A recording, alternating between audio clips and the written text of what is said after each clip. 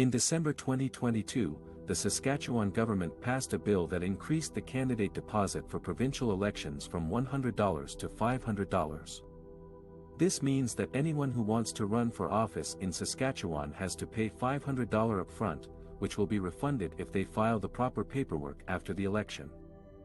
The government said this change was based on a recommendation from Elections Saskatchewan, which noticed a rise in candidates who failed to submit their returns after the 2020 election. However, some parties and candidates saw this move as undemocratic and unfair. The candidate deposit has been $100 since 1905, and it was not a major issue for most parties and candidates until now. But with the new increase, the cost of running a full slate of 61 candidates in all constituencies has gone up from $6,100 to $30,500. This is a significant amount of money for smaller parties and independent candidates who may not have the financial resources or support to afford it. Some of them fear that this will discourage people from diverse backgrounds and perspectives from participating in politics and reduce the choices for voters. Three of the smaller parties in Saskatchewan, the Green Party, the Liberal Party and the Progressive Conservatives, have banded together to fight the candidate deposit hike. They are planning to file a lawsuit against the government, arguing that the increase violates the Charter of Rights and Freedoms and limits the democratic rights of citizens. They point out that the federal government abolished the candidate deposit requirement in 2017, after a judge ruled that it was unconstitutional and prevented people from running for office. They want Saskatchewan to follow suit and scrap the deposit altogether. The leader of the Green Party, Naomi Hunter, said that she is concerned that the hike will impact democracy and prevent more voices from being heard in elections. She said that her party covers the deposit for its candidates, but she worries about independent candidates who may not be able to afford it. She said that she believes elections should be more accessible for everyone, not less. The leader of the Liberal Party, Jeff Walters, said that he was surprised by the bill and that it was never debated in the legislature. He said that it might block some people with lesser financial means from running. The leader of the Progressive Conservatives, Ken Gray, said that he supports democracy and diversity in politics and that he opposes any barriers that would prevent people from running. The government defended its decision to increase the candidate deposit, saying that it was a reasonable and necessary measure to ensure accountability and transparency in elections. The Minister of Justice, Bronwyn Eyre, said that the deposit is still refundable and that it is not a fee or a tax. She said that it is meant to encourage candidates to take their responsibilities seriously and to file their returns on time. She also said that Saskatchewan's deposit is still lower than some other provinces, such as Alberta and Ontario, which charge $1,000 and $200 respectively. The candidate deposit hike has sparked a debate about democracy and representation in Saskatchewan politics. Some see it as a way to improve the quality and integrity of candidates, while others see it as a way to limit the diversity and choice of candidates. The issue is likely to be decided in court, as the smaller parties prepare to challenge the government's decision. The outcome could have an impact on future elections and on who gets to run for office in Saskatchewan.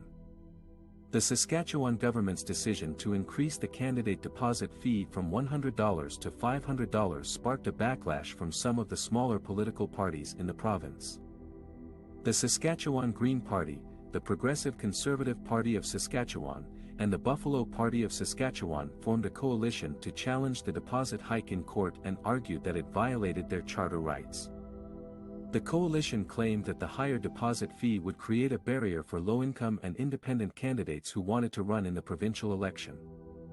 They also said that it would prevent some parties from fielding a full slate of candidates in all 61 constituencies, which would reduce the diversity of voices and choices for voters.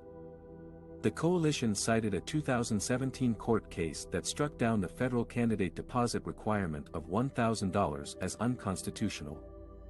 The judge in that case ruled that the deposit fee infringed on the right of every citizen to participate meaningfully in the electoral process as a candidate. The coalition hoped that the court would grant an injunction to stop the deposit hike from taking effect before the election, which was scheduled for October 28, 2023. They also sought a declaration that the deposit fee was invalid and contrary to the Canadian Charter of Rights and Freedoms.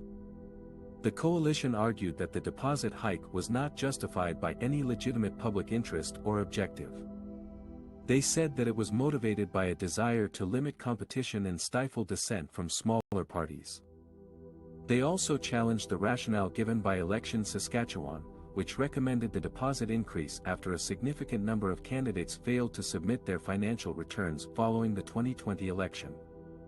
The coalition said that there were other ways to ensure compliance with financial reporting rules, such as imposing fines or penalties, without imposing a financial burden on candidates.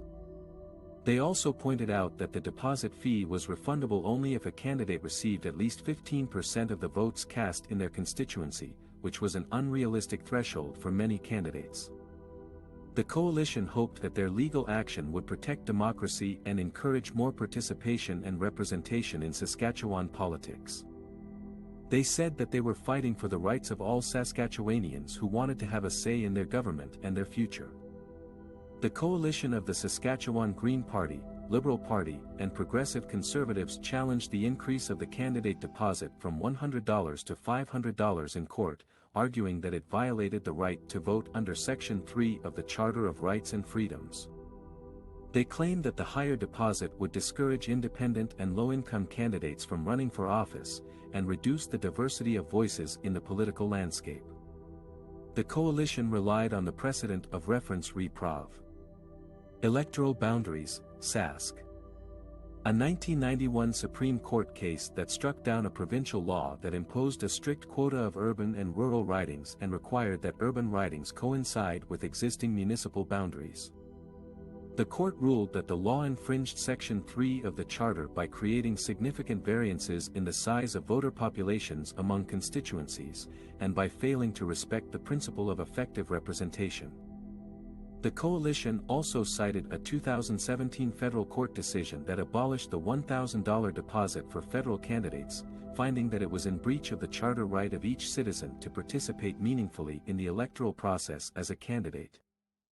The coalition won the court case and successfully overturned the candidate deposit hike. The court agreed that the increase was arbitrary and unjustified, and that it imposed a financial barrier to democratic participation. The court ordered that the candidate deposit be restored to $100, and that Election Saskatchewan reimburse any candidates who had paid the higher deposit.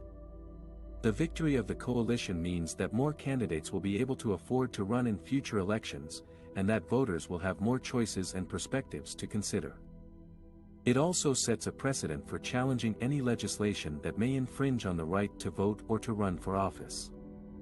The coalition hopes that this will lead to more electoral reform and democracy in Saskatchewan.